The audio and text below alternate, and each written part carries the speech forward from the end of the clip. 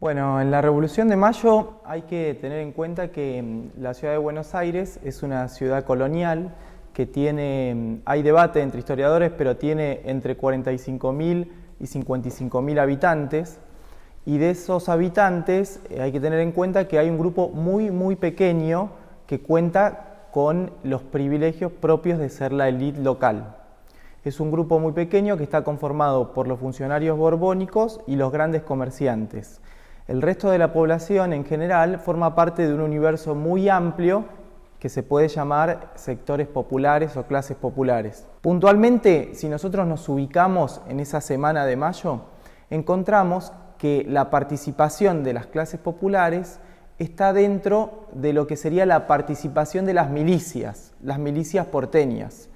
¿Y esto cómo lo podemos encontrar? ¿Cómo lo podemos ver? Bueno, la máxima autoridad que va a salir luego de esta sucesión de cabildos va a ser efectivamente Cornelio Saavedra, una figura muy conocida por todos, que no era otra cosa que el comandante de milicias, o sea, el jefe de las milicias del regimiento más importante, el regimiento de patricios, que en ese entonces contaba con 3 batallones y era multitudinario.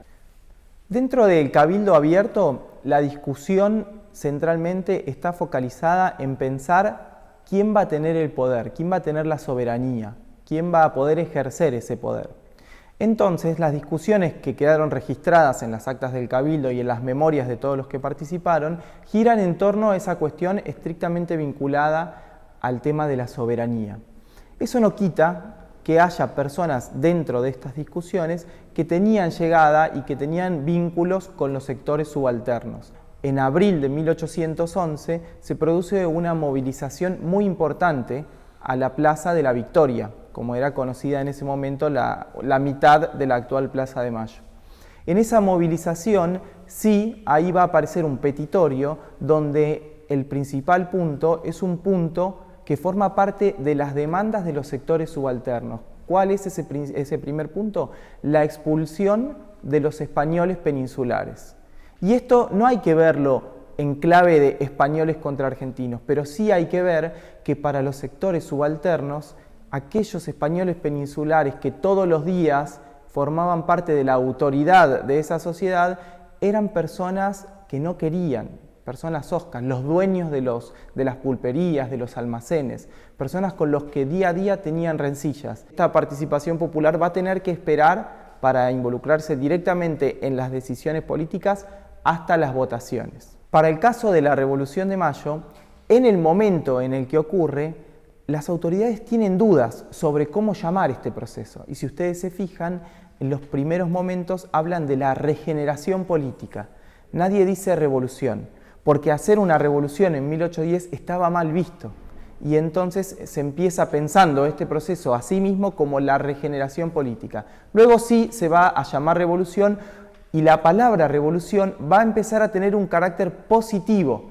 Es el lugar, como todos sabemos, al que se remiten todos los actos políticos, ya sea en apoyo o en detrimento de alguna autoridad o algún gobierno. Pero eso forma parte de lo que los historiadores ahora llaman un repertorio de acción colectiva, siguiendo a la teoría sociológica. ¿Y esto qué quiere decir?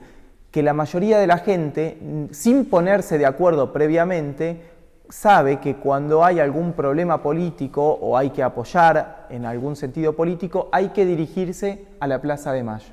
Fíjense qué interesante, en muchos casos, cuando hay que festejar algo que no es esencialmente político, la gente no va a la Plaza de Mayo, va al obelisco, un partido de fútbol o un recital o algo que no sea esencialmente político. ¿Y eso por qué? Bueno, no está demasiado escrito eso. La mayoría de todos nosotros sabemos qué es lo que hay que hacer, pero nadie lo vio escrito en letra en ningún lado.